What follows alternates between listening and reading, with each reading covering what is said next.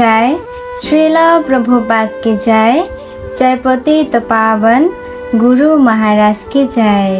अनेक समय देखा जाए कोनो मानुष स्कूले अथवा कलेजे ना गिয়েও বিরাট পণ্ডিত রূপে স্বীকৃতি লাভ করেন অথবা বিশ্ববিদ্যালয়গুলি তাকে সম্মানীয় উপাধিতে ভূষিত করেন। কিন্তু তার অর্থ এই নয় যে স্কুল কলেজে না গিয়েও সকলেই আপনা থেকেই সম্মানীয় উপাধি লাভ করবে।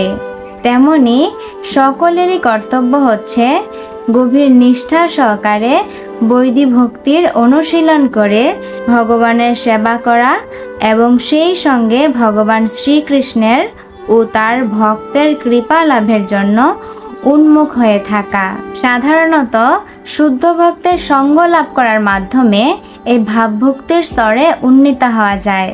অন্যদিকে শ্রীকৃষ্ণ অথবা তার শুদ্ধ ভক্তের বিশেষ কৃপা লাভ করার মাধ্যমে এই ভাবভক্তির স্তরে উন্নীত হওয়ার সম্ভাবনা অত্যন্ত বিরল।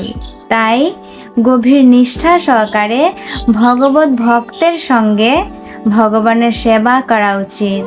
কোনো কোনো বিশেষ ক্ষেত্রে অবশ্য শ্রীকৃষ্ণের কৃপা লাভ করা যায় এবং আমাদের সর্বদাই সেই কৃপা লাভের আশা করা উচিত।